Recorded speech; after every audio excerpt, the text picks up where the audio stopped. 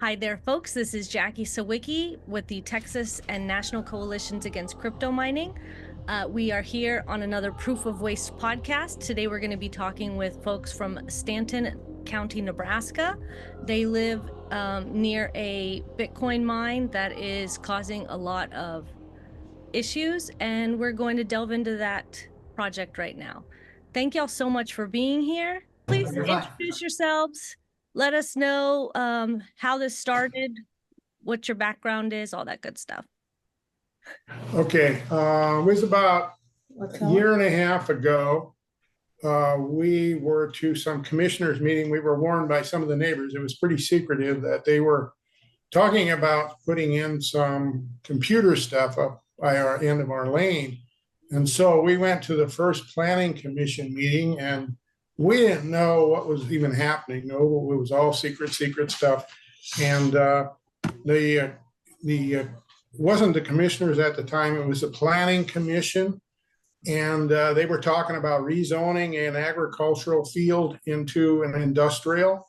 And we objected, and we were concerned about road problems because we're just out in the country on a gravel road, and they were talking about building a big building with 20 employees, and it's Northern Data, which you're familiar with. And they promised all kinds of stuff and beautiful building and wonderful people and tax dollars up to galore. And so the planning commission, against our objections, passed the zoning rechange. But one of the things we had requested was that if this company didn't do this, it would go back to ag. Now, some of the neighbors thought, well, it might be okay. Some were, like myself, had been in the computer business all my life. I've known about Bitcoin since way back when. I even thought about mining it in the early days until I figured out what it was. And for ethical reasons, I didn't really want to get involved in it because it's nothing more than a Ponzi scheme. And it's pretty obvious. All you do is steal people's money. And so then it progressed to the commissioners, and they pretty much railroaded us. They just had 5 minutes, and I didn't even get 5 minutes where they objected when I was trying to explain to them what Bitcoin was, because one of the commissioners actually said, "What is Bitcoin?" And I tried to explain, and they didn't want to hear it because the Bitcoin people in Northern Data were there, and they didn't want to hear this at all. So it was rammed through, and so we expected progress on this project pretty quickly, but it didn't happen because we think, and we're pretty sure, Bitcoin crashed from 50-some thousand down to, what was it, 13 or something, and the Northern Data people said, "Oh, this is not good." So all we had was a sign up there, and in this spring, all of a sudden, the maintainers and the dirt came moving, and they moved this big mountain almost, because we're in a really rolling, hilly area here, and they had 40 acres of ground, and they wanted to level it enough to put 50 pods up there, and they leveled it enough to put 8 up there, and so they started with those 8, but it wasn't. After we did some research, we found it wasn't Northern Data. Nothing was said. There was no rezoning. It didn't go back to ag. There was no more, talk about what's coming in. It was just all slipped under the table. And then all of a sudden, we noticed we have an abandoned road on the north end of our property, which gives us access to the north side of our property. And they actually just came in and put up a big fence and parked a great big transformer truck in there, because the substation that actually was supplying power didn't have enough power to even supply these 8 pods. And so at that point, I objected, and the commissioner said, "Well, that's just the way it's going to be. It's temporary." They used the phrase temporary. Well, that's been over 6 months, 9 months ago. And so the pod started up, and it was about a week. And Joe, my neighbor here, who's here, he called me and he says, "What is that noise?" He said, "Is that those miners?" And I says, "Yeah." I says, "Isn't that sweet?" And so we start hearing that, and it was everywhere in our homes. It was rattling our buildings, and it was really obnoxious. I mean, to the point where I would wake up in the morning and my hands would shake. And I just wanted out of there. It was so bad. I just wanted out of there. And so anyway, we start calling commissioners and calling, just attorneys. I called the sheriff. I can't do nothing. I called the planning commission. Oh, I can't do nothing. I called the EPA. They couldn't do nothing. I called Nebraska Environmental Protection Agency. They couldn't do nothing. I called several magazines. Well, they didn't want to cover the story. We finally got a local TV station. It's a small station that I work for to do one little story, but they made us look like we were the bad people. And the Bitcoin was going to like it's just a job, you know. Yeah, well, they made it almost sound like we were just nuts, you know. But and then we got into some radio stations that I kind of knew about because I've been in broadcasting all my life as an engineer, and that's why I have some kind of a computer background and know all about this stuff because I built computers in the early days for people because they didn't know what they were. And so I've been in computers forever and follow this stuff, you know, maybe not as closely as a miner would. But anyway, so we start calling everybody in, and we've got this saying now that if you're a government bureaucrat or a politician, you have to learn the phrase, "It's not my job," within the first 2 weeks of your employment, because they all use that same line and they all say it. And so we went through all kinds of politicians. My wife, Mary, she it got worse. And then she started writing letters. And when we found out the commissioners weren't going to help us, she started writing letters to everybody. And we started having more politicians involved. Didn't help a whole lot, but we did. And so then in the last 3 or 4 months, we start hearing that they were going to put one in closer to Norfolk, which is a little larger town. It's a 30,000 population town, and they were going to shove it right close to a residential bunch of people that live there. And we're going, holy cow. And so we started talking to commissioners, and we got those people kind of involved too. But they haven't got that one built yet. So far, it's just a bunch of transformers sitting there waiting for the pods to show up. And so it's been quite devastating. And, you know, this whole thing, you know, I get kind of sick when I, you know, talk about Bitcoin, not as much from the noise, but it's from what is happening to these people's money who invest in this, because it's a black hole. It's a Ponzi scheme. There is no money. It's all stolen by the miners. I always say it's like you put your money in a big vault, but in the back, there's a hole big enough to put a rat in it. And that rat runs in there and steals money out of the vault. And I said, that's what miners are. They're the rats that steal the money that people invest in this so-called idea. And there's no money there. If you did an audit, well, they did an audit of Northern Data, and they found out that there's no money there, and they owe a whole bunch of taxes and they won't pay it. This is the way this industry operates. And it's so sad because there's many, many, many, many people are going to lose trillions of dollars in this. And when it comes crashing down, it's going to be really hard on a lot of families. And that's so sad. So anyway, that's kind of my side of the story. Maybe Mary can come in. Well, before I have one quick follow-up question, I'd love to hear more. Real quick, are you saying that ownership of that mine changed and no one was alerted and the public didn't know about it from Northern Gigawatt is what it's called now? Yes. It's called Gigawatt, and they're out of Lincoln, Nebraska, they claim. And we've done a little looking, and we think there's some money from Japan in it. We're not real sure, which could be some money that came from China. Who knows? You know, once it starts coming through foreign countries. But yes, so anyway, a lot of shell companies to hide their point of origin. Right. It was discovered like there was a Chinese student studying in New York who owns a Bitcoin mine in Texas. So like they do a lot of obfuscation to hide. And we had a hard time even getting the clerks and the zoning commissioners to tell us who these people were. And we had to actually go to the internet, and we found out the dad bought the land. He put it in an LLC, which they all do, to hide it. And then the son has himself and another partner, and they came in, and they're supposedly the CEO and the financial officer or whatever. But that's all we know about it. But we had to actually do that research because they wouldn't tell us much of anything. When you just rattled off all the places you called, I kind of got a little PTSD because I've gone through the exact same process. That was the first time I cried, was like I got off the phone with the 12th um, environmental agency, state, local, national, and every one of them said, until something terrible happens, we can't do anything about this. So I totally felt you with that list. And I often say that Bitcoin mining is a get rich quick scheme for the C-suite. So when you talk about them being a black hole, stockholders of these publicly traded companies absolutely hate these companies because they're not making them money. Like today, all of the publicly traded Bitcoin miners are in the red, even though Bitcoin is up.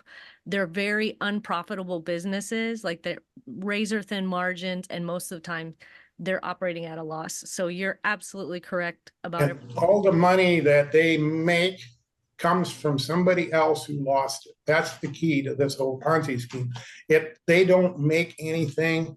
They just steal money from people. And I've told the commissioners that to their face. I said, these people are just stealing money from people. And you need to realize that, because the next election, you may not be in here, because this is going to come down on the politicians. And we were talking to a U.S. senator the other day, and I told him the same thing. I said, get on the right side of this, because these people that lost all this money are going to be really ticked when this all crashes and burns. Yeah. And you in office. Very true. So Mary, you've been doing a lot of legwork. Can you tell us about what you've been doing and the kind of reception you've been getting from the public? Well, the first thing I started in December was making signs, and we hung them on the fences across the road from the gigawatt plant, stop the noise and that sort of thing. Crypto waste megawatts is one of them that I made. And then I was talking to one of the paras at school, because I'm a substitute teacher. And she said, well, why don't you get Channel 6 out of Omaha? They do episodes for, looking into things for people. And that gave me the idea to start writing to TV stations and to magazines and to senators and different people.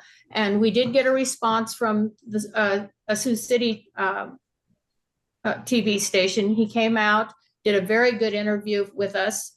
And then he followed up by coming to a commissioners meeting. And that was so much fun when I walked in with the TV guy.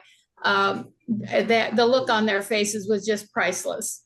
And then Channel 7 out of Omaha did an interview too. And then I did a records request that followed the example that you gave me. And I got a 2-inch thick packet of information there. And in there we found some of these things that they should have been doing and they are not doing. Oh yes. In order to get that change, they have to create certain amount of jobs, yes, contribute so much to the revenue, that kind of thing. Yes, and then there are things that cause that are a nuisance to the neighbors, and noise and vibration are two of the things listed in there that they are not allowed to cause that kind of nuisance for the neighbors. But they are causing it. That's it. That's in the light industrial zoning for Stanton County, yes, which is how they rezoned this ag area up there. It was transitional ag, and they rezoned it to light industrial. Wow. And have any of y'all bought a certified decibel meter reader? Oh, yes, we started off with that. And like I said, I'm in the engineering business, so I had a meter that would measure it. And it is the DBC meter rather than a DBA meter, which measures that low frequency stuff. And we were measuring 90 dB up on our road. And that's where our property starts. And down by our house, we were having 78 dB constant in our outside of our home by our machine shed. And the machine shed just kind of rattled. You couldn't work in there. And we had livestock that just were angry. I mean, just like we were. They would look at you across a feed bunk, and you would go in there and the cattle would chase you. And I've never, ever had that happen in my entire life. They were so mad that they had to listen to this, that they would chase you, and they wouldn't go on the west end of the property because there was this Bitcoin noise. And even like going out near the fixed fence, you just couldn't hardly stand it because it just radiates all over the neighborhood. And well, and then she had some chickens this spring, and she raises chickens, and she got baby chicks, and 11 of those just fell over dead. And out of 100, which is terrible loss for 100 chickens. Usually she loses like 1 or maybe 2. And so that I've heard this multiple times, that chickens just keeling over dead in areas with, and I'm a chicken lady, so like I'm totally like for Clem. This is So you've heard that before? Yes, I have. Wow. and she raised turkeys. Not laying eggs. She raises turkeys, and they are infertile. She raised how many eggs? 40? Well, I put about 4 dozen eggs in the incubator at different times, and I got one turkey to hatch. And when I put it out in its shed, I had it in the basement for a while. About 3 days later, it was laying there dead. And we believe the turkeys don't even want to breed because they are just so terrorizing. Well, turkeys can really hear stuff. They have really good hearing. And so it's been affecting our livestock. It's affecting us. I mean, at first it was so bad that we just wanted to leave. I mean, we were looking at property. Oh, yeah. and buying. Many nights he'd say, I want to go to my shop in town and sleep there because it's so bad here in our house. Yeah. And humans have the luxury of being able to leave. Livestock can't, and pets. We've heard about pets being on anti-anxiety medication. There was a new Time magazine article put out about Hood County, Texas, and one dog is like losing its hair. I mean, they're so much more sensitive to sound, and children are too. So children have a higher range of hearing, and in Hood County there are children losing their hearing, and they can't definitively pinpoint this, but it's awfully weird, that multiple children are losing their hearing in the vicinity of this facility. Isn't it true too that it can harm the cognitive development of children? That I can't speak to, but it's definitely, I mean, we also heard personal accounts of children who had not had behavioral issues before suddenly having behavioral issues. So, and I think that might have been mentioned in the Time magazine article. We'll link that in the show notes. But Joe, if real quick, would you mind introducing yourself? Joe Horstman. I live over the hill from Tony and Mary. They're about 3/4 of a mile as the crow flies. So I'm actually south and west of the data site, about half a mile.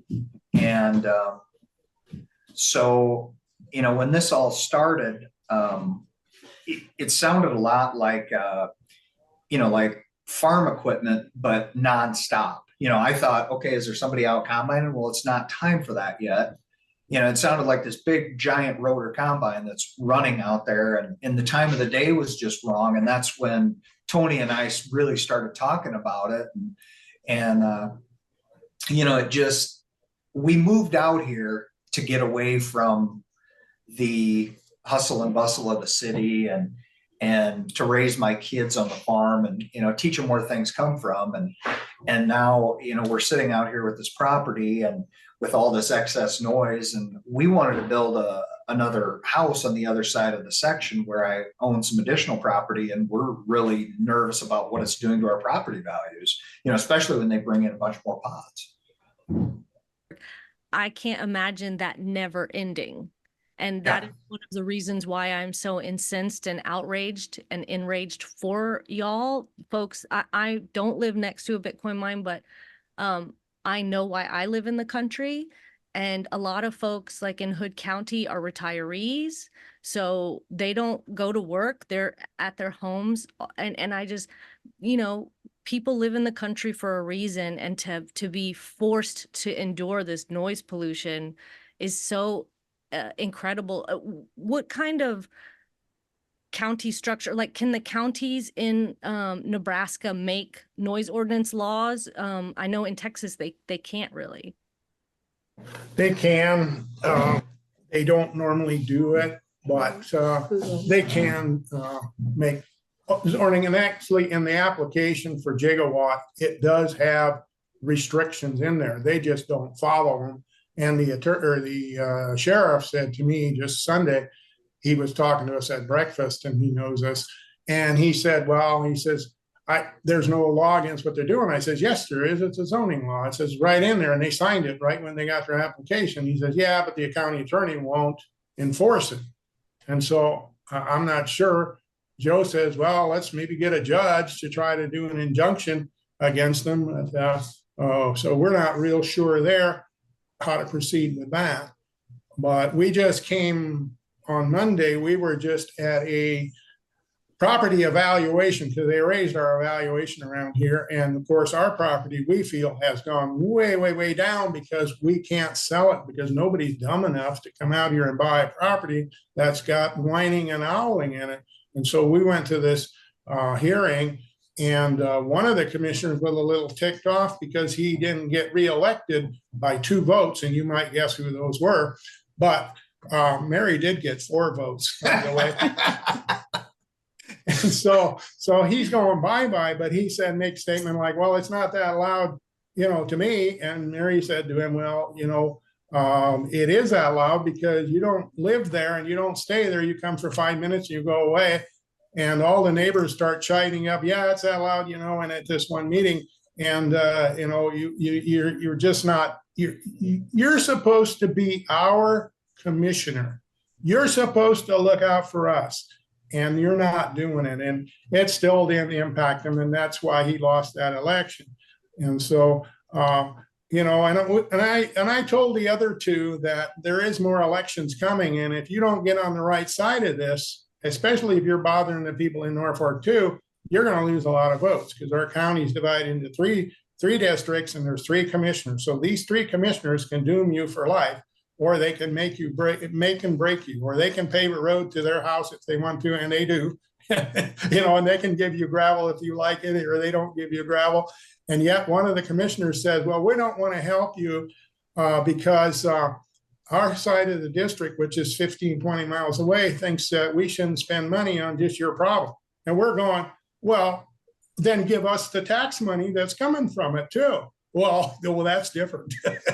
I've actually heard that in Hood County that like certain people who don't live near the Bitcoin mine don't want to pay for a sound study because they're affected by it. And I'm just like, we live in a democracy. We're supposed to be looking out for each other and like the best, what's the best for the most folks. It's just the kind of like selfishness that I've seen come out of the woodwork with this stuff is really like, it kind of makes you lose a little bit of faith in humanity. But I think that is an incredible avenue. And they're also doing that in Hood County of protesting your property taxes because you can't sell these places. No, people they go to look at, I read one account that it was like too good to be true. The house was like super cheap. Oh, now I know why, because it's right next to this Bitcoin mine and it sounds terrible all the time.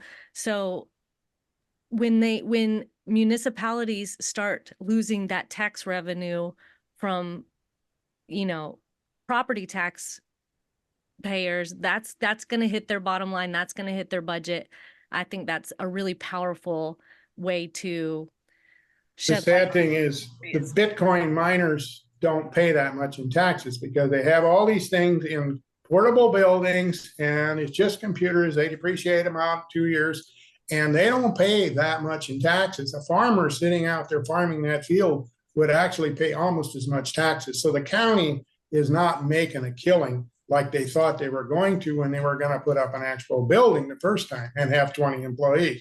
So the only people getting rich is NPPD, which is our power company. It's supposed to be a public power company, and Stanton Power, which is a sub off of the NPP Nebraska Power.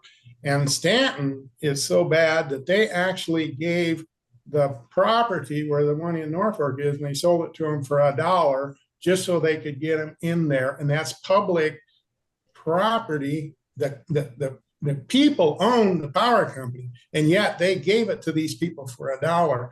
And NPPD is so crooked that they've been trying to promote a power line out here because they don't have enough power in this substation, but they got a huge line 10 miles away. and they want to build a power line in here for 14.4 million.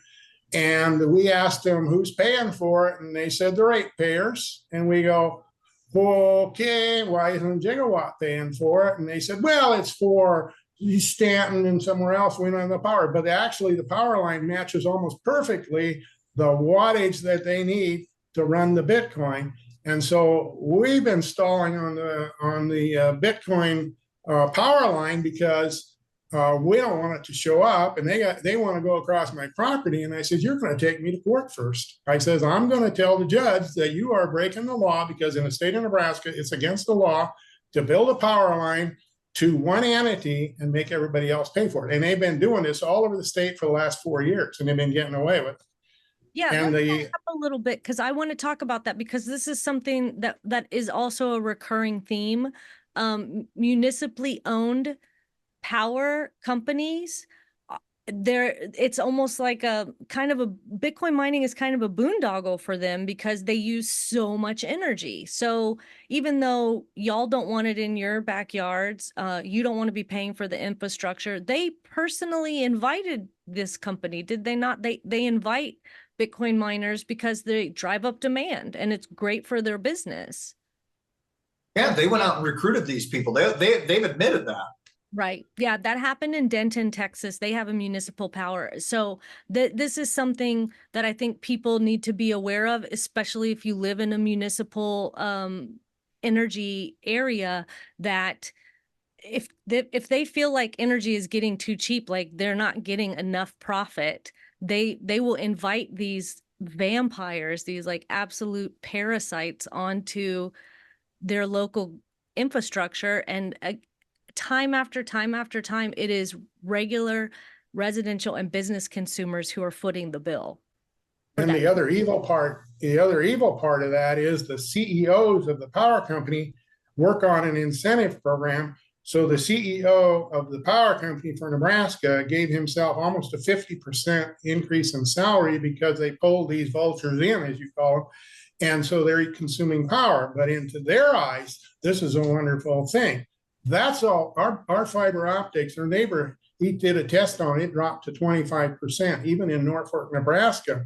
Our internet is so slow, and these miners are consuming all the bandwidth here. And so the ratepayers or the taxpayers are going to have to build more fiber optic for these people. So they're sucking off of that too. It's so ridiculous and unfair. And the politicians just sit there blind-eyed. They take their little bribes and they keep promoting them. And we've been, working at trying to get into that side of it too.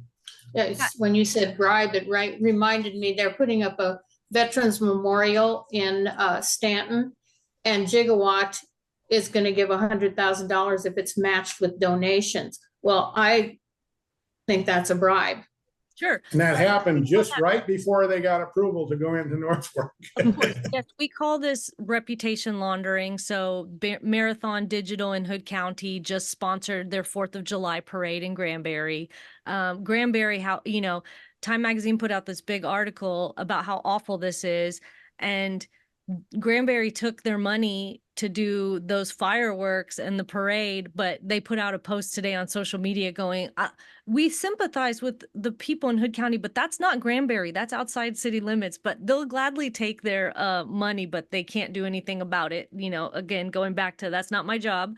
And then here in Navarro County, Riot Platforms, they immediately go to the Chamber of Commerce and they just start giving money away. And then now they're saying, hey, if we don't get the tax abatements we were guaranteed, we're going to stop spending. We're going to stop giving money to all these organizations. Like they're extorting the public for these tax abatements. So it is. And that's money they stole from somebody who thought they were investing in a money business, I mean, it's stolen money, so they aren't out anything, and they keep this racket going, and they need the politicians to protect them, because as I told one news reporter the other day, I says, if somebody broke into the convenience store and stole four cases of beer, you'd have that all over the media, all over the news in the morning. And here's people stealing millions and millions of dollars, and you can't get a news media to cover any of it. And billions, I should say, too, because Sam Bankman-Fried did get into the billions. Yeah. Yes, and there was a new whistleblower article just this week about, I believe it was about Northern Data. I'll put that in the notes when I find it. But when you talk about Bitcoin miners, stealing money, it's like it's not metaphorical. These companies are deeply shady. They misrepresent themselves when they come into, a lot of times they'll call themselves data centers. Bitcoin mines are not data centers. The computers that they use cannot be used for anything else but guessing and throwing away numbers. So they have this just massive campaign of misinformation, and we're fighting an asymmetrical war with what they claim, what they say versus the reality. So I am so thankful that y'all are here and telling your story, because too often the media just kind of takes their word for it. And I've been begging reporters recently, like when I end my interviews, I say, now I'm asking you, please think critically, ask clarifying questions, scratch the surface, see if these claims that they're making are actually true, instead of just printing a quote. One day I was bored with something or at the shop, and I was sitting there doing nothing, and I got a chat GPT, and I started arguing with it about Bitcoin. And we had a hard time getting it to say something bad about Bitcoin. But I was trying to educate that little machine that what they're promoting is fraud, and they're stealing and burning up electricity and eventually making electric rates go up and up and up. And Sure. It's crazy. That one they're putting in over by Norfolk may use water cooling, which is going to probably harm the wells for Norfolk and, maybe drain their water supply over there. Yeah, They were talking about doing that here too, but they dug a well, but this area has real spotty aquifers, and so they didn't have enough water to I don't even think, run a farm well. And some of the neighbors here can't get wells, and so we were really concerned about that. And I went to the Lower Elkhorn Natural Resources District, which is supposedly the people that watch the water situations, and they did go through the trouble of bringing up some maps and stuff, but it was so cryptic you couldn't really tell where the water was. But they said in this new one they're going to be running off of it's going to be close to the city water supply there, so they may run into a problem there. I don't know what they're going to do. I often say in Bitcoin mining, water is like Fight Club. They do not talk about it. It is their biggest dirty secret, if you can even imagine that. Like the power they use, the resources, the e-waste, but the water is like a big, big secret, because everyone knows how sacred and important water is. Here in Texas, we're very drought prone. You can't get it everywhere. That was one of the reasons why Riot wasn't able to completely build out in Milam County to 1 gigawatt, because they hit a wall when it came to water. So this is another thing folks need to be really, really cognizant about, is if you hear about a data center or Bitcoin mining coming to town, watch out for the water resources. This is one of those things we've been fighting for 2 years to understand fully Riot Platform's intentions with the local water, and we cannot get a straight answer to save our lives. So the water thing is such an industry secret, and they are terrified of the wider public understanding. It's not just energy, it's not just all of the chips that they've made scarce. It's also one of our most finite, precious resources that we all need. The Nebraska has some bigger operations out west, and they sit on the Ogallala aquifer, which the farmers use here for irrigation. And so there probably will be a battle between the farmers and them eventually, as they find out that they're depleting this aquifer. And it's a big aquifer, but still they control the farmers, and they watch them, and in some dry years they throttle them and things of that nature. So. Yeah, and it really needs to be said, like every podcast, but the Bitcoin mining industry, why we call it proof of waste, is there is no cap, there's no end. There is no such thing as enough in this industry. They will take and take and take until they have completely bled the world dry. Like I just told a reporter this morning, Bitcoin mining is like if a supervillain said, how do we speed up climate collapse? You know, I mean, it's just the most wasteful, energy, water intensive, the materials needed to make those computers, and then they're just burning them up, you know, in a few short months, you know, what, 7 to 18 months, and the computers are kaput, and there's no reusing it. I mean, it's just we have a real problem calling an industry, because industry is supposed to make something. Bitcoin makes nothing. They just steal money. That's all it's about.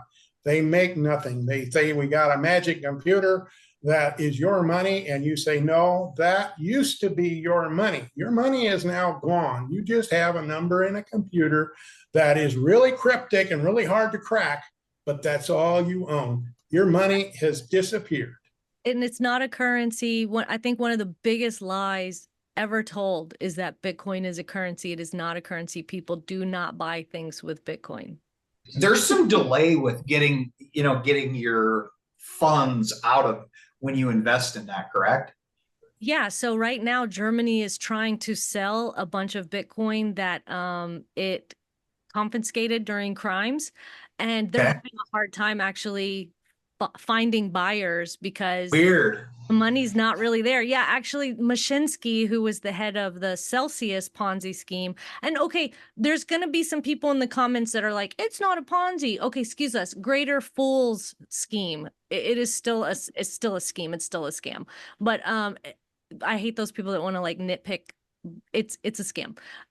Mashinsky said that there's probably in the book by Zeke Fox, Number Go Up, there's probably only about 25% liquidity in Bitcoin, in crypto. So when they say it's a $2 trillion industry, it's really real money in there is probably 25%.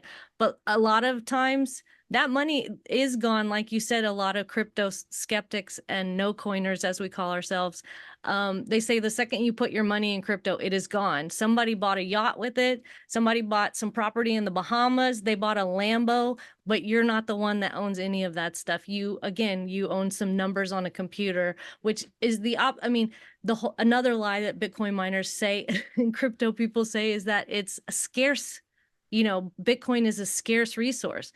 Zeros and ones in the era of information is not scarce, and there is 100,000 Satoshis per Bitcoin.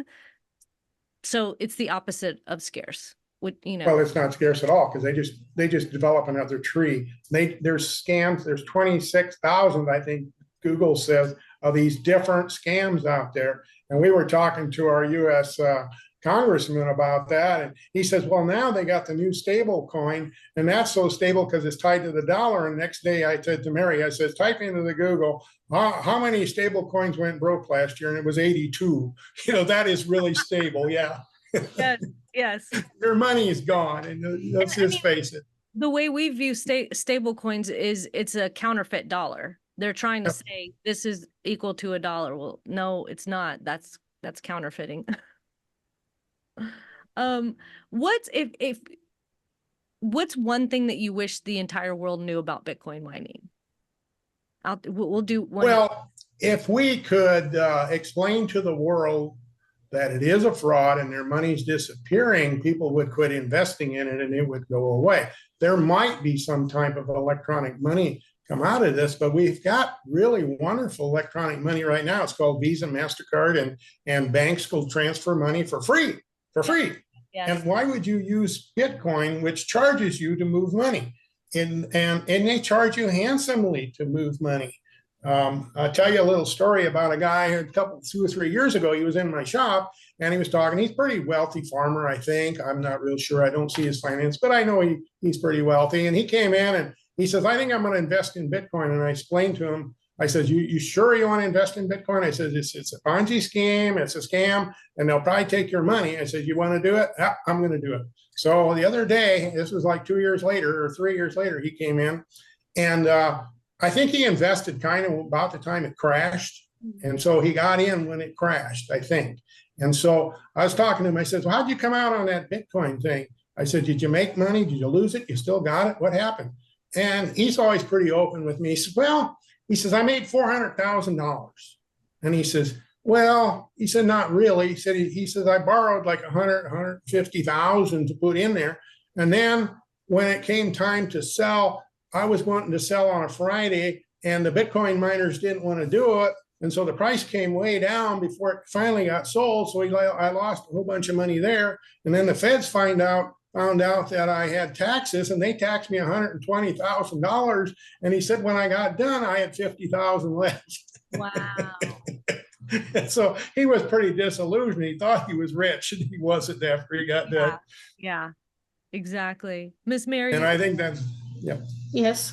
What if you could wave a magic wand and tell everybody in the world one thing about Bitcoin mining? I don't know what I really want is for it to all go away. Yeah. You know, just pick up and leave the world. That's what I would like to have happen.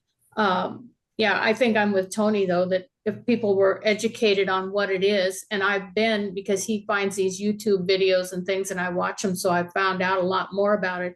If everybody else was educated that way, they would know that it's a fraud. Tony? I just can't believe that the people that, you know, are in this industry, how dishonest they can be. And everything that comes out of their mouth is a lie. Everything. It's just like, you know, they tell the commissioners all these stories. And, you know, at our last meeting, we were really riding a couple of these guys about the things that were going on. And, you know, Mary's been a champ and Tony's been a champ in our neighborhood for all this stuff. And, you know, passing around phone numbers to different people and encouraging people to write letters, make phone calls, and getting the news out here. And these commissioners, I think they're finally getting to the point they're like, well, you need to start calling this company and telling them what you really think of their stuff. And so, you know, a couple of these people actually did it. Some of the folks from over by the news site, and right away he was the guy that's this Dustin, that's one of the CFO or this, I don't think he's the CEO, but he's one of the partners. He's all about, yeah, come over and, you know, we'll show you around and we're going to have another interview over here and I'll give you a call as soon as I know, you know, when they get there, it's going to be about this time. Well, what do you know? He never called him back, you know. And then we had one of the news stories aired and my wife watched it and she kind of got fired up and she's like, give me his number. I'm going to call him right now. So she called him too, you know, and she said, you know, he was very understanding and listened. And, you know, I voiced my concerns to him, you know, and I kept my cool and just voiced all the things that I had feelings about. And he's like, well, you know, we'd really like to sit down with you guys and I'm going to talk to the other owners and I'm going to get back to you. And we're going to set up a time where we can all sit down. What do you know? Never called back. That's been like 3 weeks ago. Well, and our U.S. Congressman, Mike Flood, was going to try and set up a meeting face-to-face with the Gigawatt people and us. Nothing has happened with that either. I'm pretty sure they refused. Yeah, Joe, I've been saying for a while now, the Bitcoin mining industry is inherently dishonest.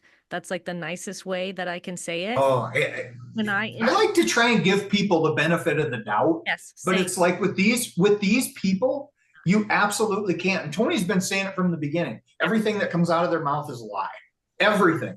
It's true. I've been interacting. So we've had the Texas Coalition for 2 years, but been very anti-crypto for 5 years, 3 years previous to that because of the environmental impacts. You know, I'm pretty plugged in. I checked out what was going on at the height of the bubble, and I'm like, this is awful, because that was even before Ethereum switched to proof of stake, and decreased their energy consumption by 99.9%.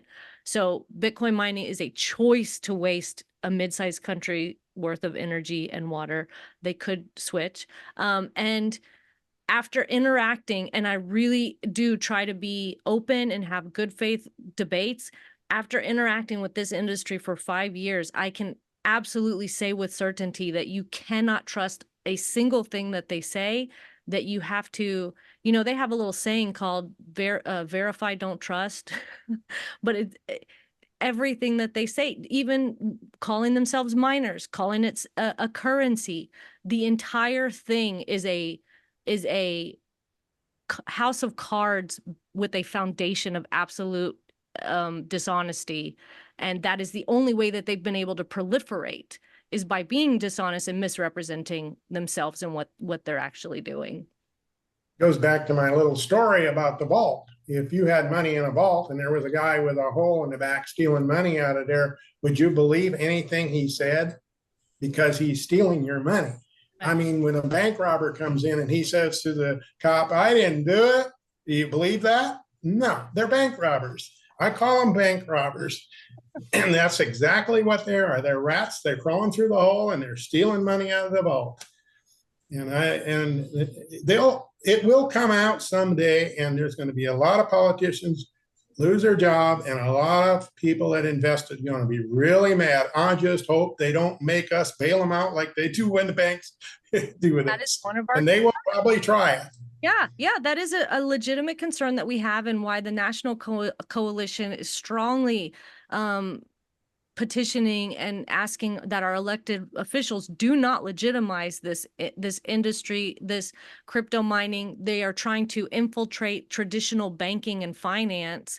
They got their foot in the door with this EPT thing, but they really do want to enshrine it into our wider financial system, and that would be absolutely catastrophic. Unlike the 2008 crash that really affected like almost everyone, Bitcoin and crypto has been, thanks to the leadership of the SEC and others, kept in this bubble and kept separate. And so we are very concerned that they gain access to traditional finance. Like there was a Canadian pension fund that was heavily invested in FTX. We know that this is an incredibly unsustainable boom and bust kind of volatile, risky, like all of the red flags are there. So it is really, really, really crazy that there are elected US politicians that are backing this, which brings me to my next question is, how would you grade your state officials and the federal government on their reaction, how they've handled Bitcoin and crypto?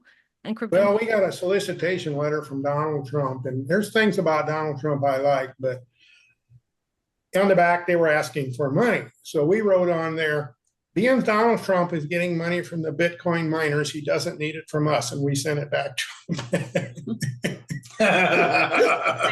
Yeah, I mean, we say the Texas Coalition and the National Coalition are nonpartisan, but we will name and shame those who are supporting and upholding this industry, and we will shout out the folks that are on the people's side and doing the right thing. So I was not planning on talking about Donald Trump whatsoever, as the National or Texas Coalition. And then he had that meeting with like all of the Bitcoin miner CEOs.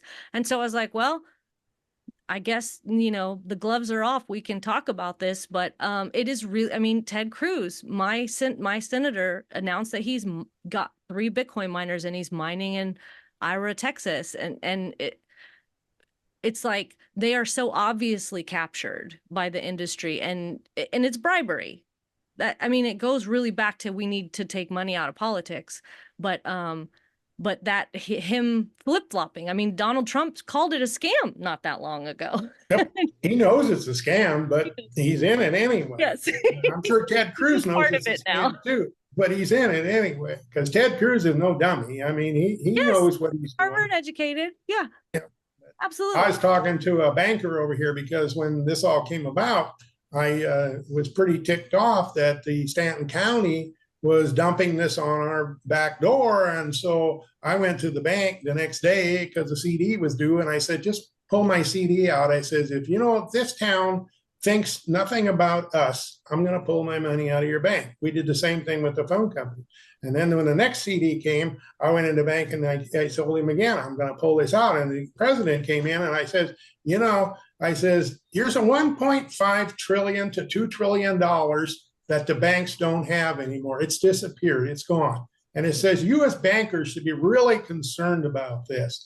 And Mary's pretty familiar with one of the banks in Norfolk and has a friend there that talks to her a lot. And so we've been kidding her about Bitcoin and this and that. We bring in a nothing and we say, can we get some money for this Bitcoin? And she said, well, there's nothing there. Well, yeah, but that's my Bitcoin. And so they actually have a policy there that if you are invested in Bitcoin, they won't take you on. And my sister works for a bank in Omaha, and they said they have the same policy that they will not take you on if you own Bitcoin. And I don't know how they know if you own it or not. That's not my job, but they are starting to get smarter on this, and that they are actually attacking the banks, and they know it. Yeah. And they say it. A lot of those are KY, know your customer, KYC, and anti-money laundering, ALM, anti-money laundering, AML laws. So we know, so this is another really interesting topic that is not discussed enough. We talk about that with Adam Smith from IO Radio. But there is such a thing as clean Bitcoin and dirty Bitcoin. So miners, Bitcoin miners, have the most valuable type of Bitcoin, brand new, clean, shiny Bitcoin. Old Bitcoin has probably been used at some point in its existence in crimes. So a lot of times the banks don't want anything to do with people who are having crypto and Bitcoin, because that has probably been used in illicit activities in the past. Interesting. Yeah. So what got you anti-crypto? Well, originally it's because I'm a hippie. I'm an environmentalist. And when I found out about what proof of waste is, what they call proof of work, is very high powered computers. Like the computers I is using here is using 3.5 times the amount of energy that an average Texas home uses in a day. These are extremely high powered computers. One computer uses the same power that a house does. Yeah, 3.5 houses. That's the new ones. So they just flipped on 8,000 computers here, the equivalent of 28,000 new homes on the grid. Boom, just like that. So, and the Bitcoin mine, they have tried to greenwash crypto mining because they know how the environment, and we are seeing, 2 million people right now are without power in Texas, including my father, who had to go to my sister's house because of this storm. And they are overwhelmingly using fossil fuels and dirty energy. So they try to greenwash it and say, we're using cheap energy, renewables. We're using flaring methane in West Texas. But overall, the Bitcoin blockchain is run on fossil fuels. And so when I learned about proof of waste, I was just like vehemently anti-crypto. And then I found out the world's largest Bitcoin mine's being built in my backyard.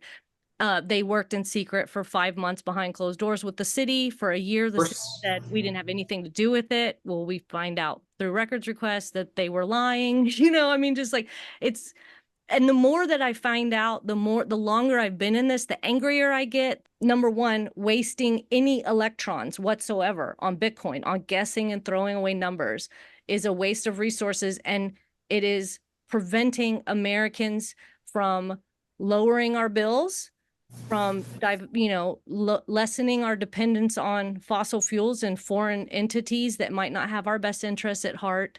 So it's just like completely wasteful. We'll always come back to using resources to guess and throw away numbers for a lottery that only a tiny percentage of Americans are actually even gambling in is wasteful. And here in Navarro County, we have a lot of solar, we have a lot of wind, and they don't, I'm a hippie, I want renewables, but it's got to be in partnership and cooperation with their neighbors. And so just like Bitcoin miners, they sneak these, but they kind of sneak them under the radar.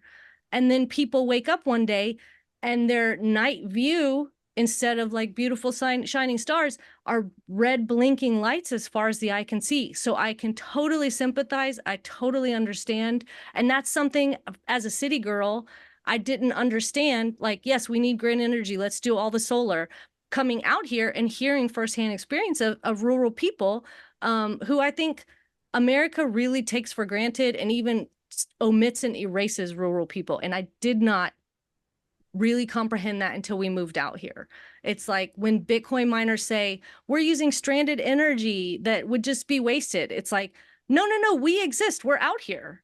Well, we looked at it from the destruction of rural America. I said, leave us alone out here. You know, we're happy where we were, and we're a small farming community. Everybody was making a living. Everybody was happy. And all of a sudden, we're being inundated by windmills and carbon pipelines and Bitcoin. And we're going, it doesn't benefit us at all. It just uses up and destroys the natural resources out here that farmers are used to and the farming community is used to, and the peace and quiet. And so that's where we're coming from too. For sure. I mean, it is, as an environmentalist, it blows my mind sometimes too. Like here in Navarro County, right, is clear cutting 265 acres. It was like untouched for decades. And now they're just mowing it down. And like you said, moving a whole bunch of earth to make it flat. And it's absolutely devastating. And it, you know, and that's not even, we haven't even talked about like wildlife, you know, on top of Oh it. yeah, the wildlife, that gets me going too. We used to have deer come through our place, and we have a nice farm pond, and they'd come over there and drink, and we'd watch them in the morning, and then they'd drop across the. We haven't seen a wildlife deer in 2 years. They disappeared. What we saw was erosion off of their hill, filling our dams, and we saw weeds, tumbleweeds blowing everywhere because they didn't take care of 40 acres. And we had 10-foot deep tumbleweeds in our ditches. And it was in our gardens. It was in our, we were burning tumbleweeds, and these people, it took them 6 months to a year before to do anything. And I think finally somebody talked to them, but it was just ridiculous. And like you said, they don't care. They're just stealing money from people. And the faster they can steal it, the better off they are. And they don't want to spend any more money than they have to. Which, you know, the type of project being built here versus what y'all got there, in that video of the news, it looked so janky. It looked so duct tape and pallets, you know, recycled pallets. Like this industry, They are. Yeah. That's what they are. They're long-term, forward-thinking, future-oriented. They are like fly by night, put it up. If somebody gets too pissed, you can just ship it somewhere else. Yeah, and they claim they made them themselves. it's like a fireworks stand. Yep. Here one day, gone the next. Yeah. Yeah, and it happens. I mean, sometimes these places will even illegally set up shop. They'll find a power pole in a field, set up shop. Somebody like, what is this person doing on my property? And the next day they'll be gone. Can you answer me something about this janky little thing up here? How do they compete to get the next Bitcoin with the big guys? So they're probably, I don't know this for sure, but they're probably in a mining pool. So which is again, another total lie about Bitcoin being decentralized. There is actually like 5 major mining pool that participates at mass large scale to increase their probability. So and a lot of them are really secretive about their mining pool, and some of the really large ones, I believe Marathon has their own, but essentially they're pooling their resources to. Do they pretty much rent time, and the owners actually don't do any mining? They just rent time or rent the machinery out. Is that kind of what's happening? No, that's hosting. So that's sort of something that, well, so hosting is where infrastructure is built, and then you want to mine some Bitcoin yourself, but you don't want to build infrastructure. You can buy a couple miners and then rent space in a facility and they'll be hosting. Like Bitcoin mining pools are like a bunch of big companies all together are mining in the same pool, and that increases their odds of hitting. And then I think that the proceeds are divided, but I could be wrong. Like that's definitely something I don't know as much as I probably should about. But mining pools, it's very secretive. They don't want you to know this kind of stuff. We always think these are kind of rented out because they'll start up in the middle of the night, and we figure that there's somebody overseas renting them or something to run them in the middle of the night because they're all remote. It's also, if they don't have like a fixed energy contract, it will be very dependent on current energy prices. So I don't know how much energy prices fluctuate where y'all are here in Texas. Like minute to minute. energy prices are fluctuating. So they have to, there is a definitive point where energy prices get to, because that's one of their biggest bills is their electricity bill. So there's a point where it's like, well, Bitcoin is at this much, energy prices are at this much, my odds of hitting the Bitcoin lottery is this much, and we're not going to make a profit if we continue. But a lot of times, if you have like those cheap nights and weekends, like we hear very often that Bitcoin miners run heavier at night, and I think it has to do with energy prices becoming cheaper in the evenings. Off peak. Yeah, exactly, non-peak. We have noticed that since the halving, we don't think they're doing near as much intensive mining. Before the halving, these machines would just go nuts. I mean, and then now we hear them, but it's not near as intense. It's almost like they don't have work, or they're weighing the odds between, like you said, the energy and the reduction in Bitcoin goes down, and then one day you'll hear all kinds of it, and I'll tell Mary, I said, well, they must have traded a bunch of Bitcoin somewhere today, and they're doing transactions, and they're trying to get those accomplished. But we're just kind of curious. I mean, it's always kind of annoying, but sometimes it's really annoying. Yeah, no, the industry as a whole, before the halving, ramping up to the halving, you can watch that hash rate just go up and up and up. Like they were trying to get as many as possible, because before the halving, every 10 minutes, supposedly a Bitcoin block is mined, and they are rewarded. Bitcoin miners are rewarded. Before the halving, they were getting 6 Bitcoin per block that they, mined. Now it's only 3. So before the halving, they were all of them were running hardcore, as hard as possible, maximize their They were making 300,000 before, and now all of a sudden they're making 150,000. And we're wondering if they can't hardly make the ends meet, but they still are building, so they must still have plans of making it work. And right now, a lot of, the new hype, the new scam is AI. So a lot of Bitcoin miners are pivoting to AI right now as well. So well, we've noticed they've been, we've got some trucks moving in and out of there, and they had a couple of pods shut down. And the commissioner said, well, they were doing that for noise, but I think they were revamping them. I think they're bringing in some new stuff and trying to either do that, AI, or they're just bringing in some newer machines because they just can't do it anymore with the older stuff.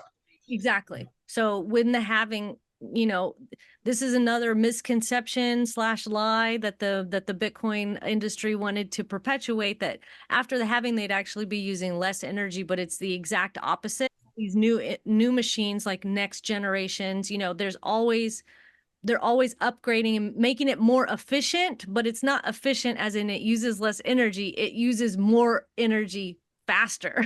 Like that's what they mean by efficient. Like that one machine now here using 3.5 times. The old bit miners used to only use an entire house worth of energy in a day. Now they're using 3.5 times a house every day. So that's what they mean by efficient. Again, everything that they say is twisted and manipulated and a lie. So they might be upgrading, because post halving, those old machines just aren't going to cut it anymore, because they need to double their consumption essentially.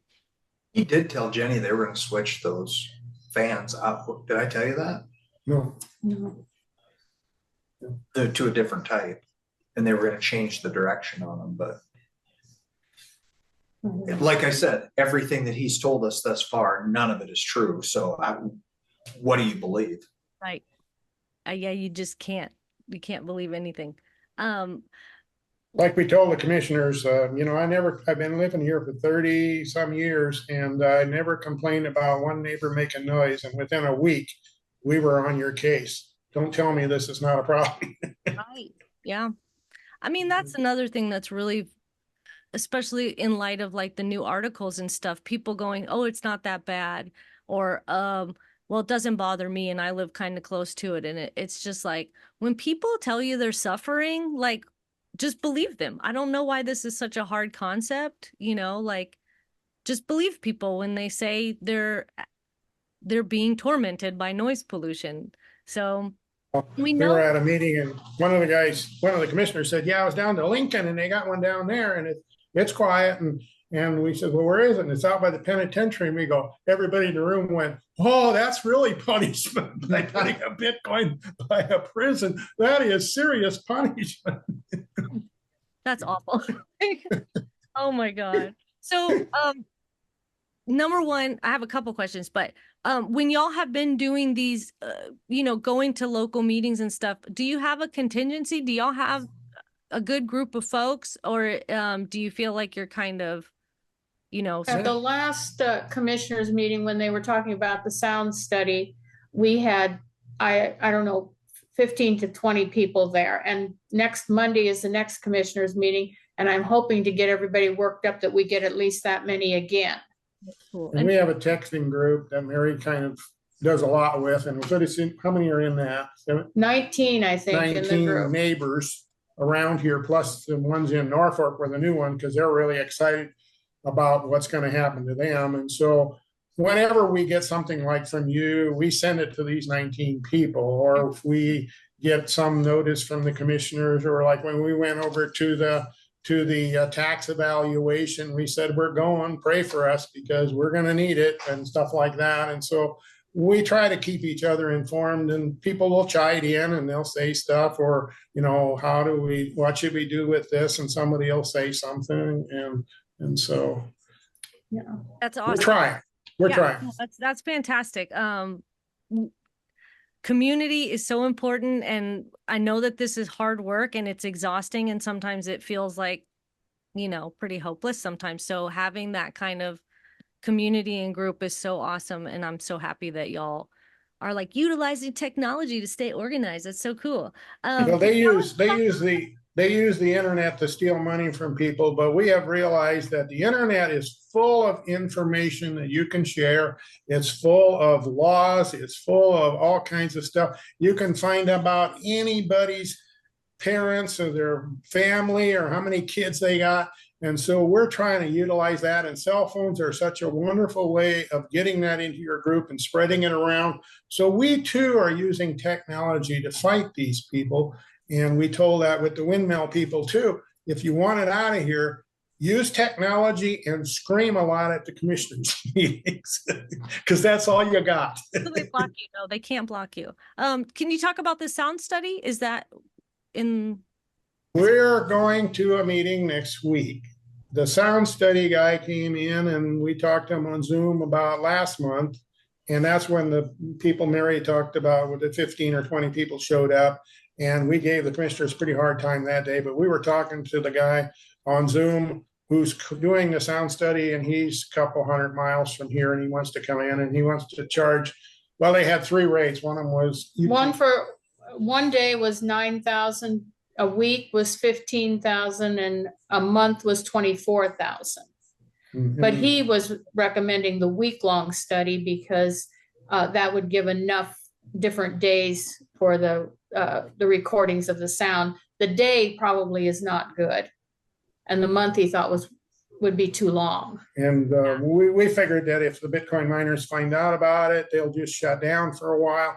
And so we are going to try, if the sound study does get approved, which we kind of doubt, the way the commissioners' attitudes are, and they'd rather spend money on the Veterans Memorial monuments than on us. And so we don't think they're going to do anything. But if they do, and then magically comes, we're going to try to get that information so we can have the readings, so that when it goes back up, which it will, then we can say, now, here's what you said it was. This is what you agreed to, and it's not there. And then we're going to start talking to lawyers. Yeah. We've talked to a lawyer too. We had a lawyer for a while, but he was so interconnected with the local people. I don't think he wanted to ruffle any feathers. And he just kind of said, well, I don't think you're going to get anywhere. And it just kind of became a deal. And he helped us a little bit in the beginning, but we felt, and we have talked to some pretty high-powered lawyers out of Omaha who don't care about this local area, but they are pricey. So we're kind of struggling, and we don't know really what to do. I know you had I think in some stuff there was Greenpeace and some others. We haven't talked to those people yet, but they have lawyers. But That we're kind of nonprofit, waiting to see if there's not going to be some kind of a class action suit across the United States where a lawyer will pick it up. I mean, if they're chasing Roundup and all these other medicines and stuff, maybe one of them will pick up and say, hey, I think we can make some money here and do a class action thing. That's And not we a bad don't. because there's definitive evidence in Arkansas, Nebraska, Texas of like real harm being done, physical, mental, property damage. So that is a good. If we can get, and there's some companies that just deal in class action suits, and I get that in my email once a week. They send it, and they're talking about, aspirin or some car thing or something. And we haven't contacted them yet, but we've been thinking about maybe teasing some of those people with this idea. And we talked to our lawyer to say, well, why don't you talk to some of the lawyers in your area and Arkansas and elsewhere and get some ideas and get a coalition together and fight this. But I'm too busy, he didn't want to get into it. So we had the wrong lawyer. Yeah, for sure. Ugh. And it's so frustrating that like the onus is on y'all to uphold the law. Like this is it's so frustrating. Like it makes me so mad to hear story after story after story of like normal, regular, everyday working people who are just going about their lives, their lives completely upended and ruined, their children's health in decline. And then, like you said, one after the other elected official who and appointed officials who are in these places that are supposed to be protecting people's health and wellness and property values, just like, sorry, can't do anything about it. And then the onus is on us, and we have to spend money and we have to do all of this work. 2 years of like screaming into the void. And now like we're doing this podcast because we still haven't, I don't feel like we've still hit critical mass yet. I think we're getting very close. And every time there's a new article written about how awful this is for people and planet and animals, we get one step closer to that light switch moment. I think it's going to happen like that. I think it's going to be, I'm hoping anyway, I think the government is going to get its head around this. I hope that it doesn't happen before the bottom falls out and a bunch of people are really, really financially wrecked. How do we get the media involved in saying this in the morning news? We were watching yesterday and they were talking about the frauds with the telemarketing and the Indian people coming in and the pig butchering scams and the email scams and don't do this and don't do that. And I says, well, they're right there. They're right next to Bitcoin because Bitcoin's right there. Why don't they jump over that hurdle and talk about crypto? Because we got to stack this thick and that's frauds and frauds and frauds and frauds. And so how do we get over that hump is what I guess what I'm asking. Yeah. I mean, I have a stack of books going back a couple years that is like, it very plain. There's Stephen Deal's Popping the Bitcoin Bubble. There's David Gerard wrote 2 books on crypto and how scammy it is. Zeke Fox just did Number Go Up. We even had interviewed an insider, a whistleblower, who pretty much said like it's all a scheme. I mean, it's all a scam, and it's like some of the worst. I also say like the worst people in the world are involved in this. Just money launderers, human traffickers, the worst crimes are being committed on the blockchain. And so again, I always go back to, it's insane that elected U.S. representatives would tout this in any shape, fashion, or form. Whenever humans are purchased with crypto and Bitcoin, those transactions are like happening in our counties.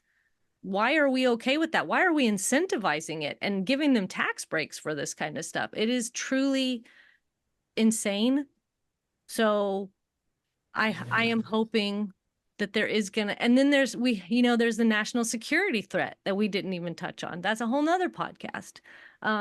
So yeah, I feel like any minute. But, you know, in November of 2022, when it crashed and went down to 17,000, I thought that was the end too. So this industry is a bit of a cockroach in that way, that it just keeps coming back. It's had a lot of booms and busts. So it needs a spectacular failure. I come from a broadcast background, and I know broadcasters can do wonderful things if they want to. I'm just saying to myself all the time, how do we get a national network to look at the serious, kind of like they did with the Time magazine on the sound effects, but also on the fraud side, because I think the fraud side is even, I mean, Deeper. big. I mean, you're talking trillions of dollars of money that's gone, that's stolen in yachts, in houses, in Caribbean, wherever, in Russia, shooting weapons off at Ukrainians. I mean, that money goes over there and they fight wars with it. Yep. How do we get the media, even one network, to cover this? Because it is the biggest news story I've ever seen in my life. It's as big as 911 crashing an airplane into the towers. And yet nobody touches it. And I can't figure out why they don't. And it's really obvious that it is a fraud and a scam and they're stealing. Yeah, I think a lot of the reasons why a lot of mainstream media doesn't want to touch it is because of potential ad dollars. These guys are sponsoring football teams, football stadiums. You know, at the very height of it, they were having, you know, commercials in the middle of the Super Bowl. So, and right this minute, Bitcoin and crypto is lobbying to the same degree that the pharmaceutical companies are. They're like the third, I think, largest lobbying group, money wise. So they are absolutely desperate to entrench themselves into the political system, the financial system, the media. I mean, the Dallas Cowboys, I think, is like a sponsored by crypto.com. So it's just like, they don't want to. Well, FTX was doing the same thing, and they were buying off politicians, and they did cover a little of that when it went under, but nothing like it should have been. Yeah, for sure. And there was some Chinese bribery that wasn't prosecuted, and some campaign finance chicanery that wasn't prosecuted. So, you know, FTX is all done, but there's a lot of things that they left on the table that they could have gone after, but they didn't. Well, final two questions. Why do you keep fighting, and what gives you hope? So, Mary? Well, we keep fighting because we don't want to lose our home. And every time something like talking with you comes up, that gives me a little hope that something's going to happen that's going to change it for us so that we don't have to lose our home. And she's real serious about that, because we talked about moving and just leaving it behind and leaving everything we got and just taking our losses, which would be huge. We'd lose probably 50% of the value of our property, and just going, because it drove us so nuts. And it made her, you know, not cry maybe, but close. Or, you know, she's really, and so we have talked about that seriously quite often. And when it's really bad, and that is our home, and that's one of her signs, says you are destroying our home. That is, and we were talking to NPPD one day, and they were coming trying to smooth us into this new power line and tell us how wonderful it was. And we jumped on them, and Joe jumped on them about we having to pay for the line, and then we were jumping on them about the noise, and I told him to their face, I said, you guys are nothing but a bunch of liars. I said, you just lie. And I said, you know, I used to respect our power company. I had a lot of respect for this until you brought this crap into our neighborhood, and I have no respect for you. And so after the meeting, we were standing there talking, and one of the CEO came over, and he says, well, you know, I'm kind of sorry about this noise thing. And I said, you don't understand. This is our home you're destroying. I said, it's our home. It's our home. And he walked away with his tail between his legs, and I've never heard from him since. Yeah. And that's what they don't understand. Real sorry till it has, you know, till they have to do something about it. Then it's not their job.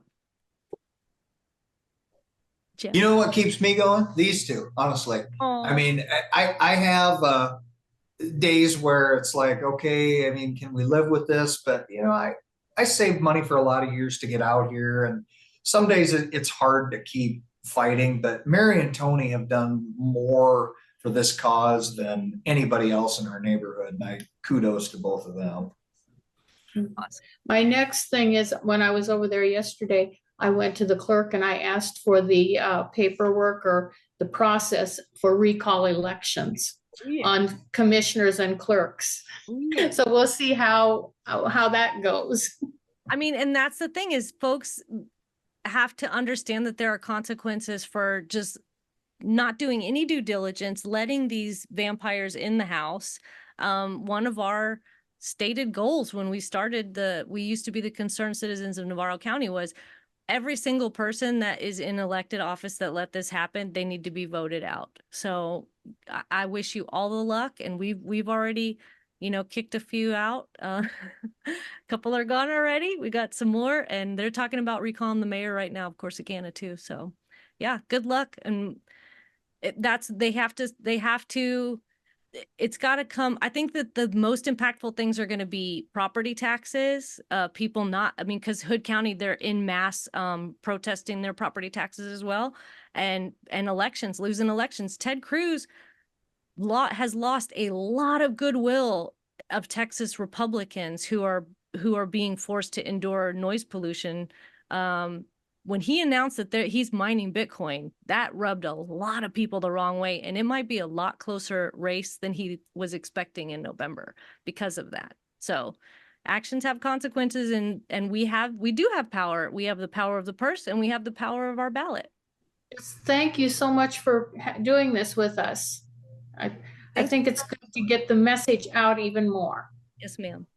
So thank y'all so much. I really appreciate you sharing your stories, and I can't begin to tell you how amazed and inspired and in awe of y'all's activism and energy. I know it's a lot of work. I know it's a thankless job. Nobody's paying you to expend all of this time and energy. So I'm thanking you. And well, y'all, this has been another episode of the Proof of Waste podcast. These are the fabulous folks in Stanton, Nebraska. Mary, Tony, Joe, thank y'all so much again for joining us. And thank you. We're so sorry you're having to deal with this, but we hope that you're going to get a remedy soon. Thank y'all so much. Good work. Thanks. Thank you. Thank you. If anything you saw today makes you want to act, we need your help. Join us. Fill out the form below, and we'll get you onboarded into the National Coalition Against Crypto Mining. Thank you so much for watching.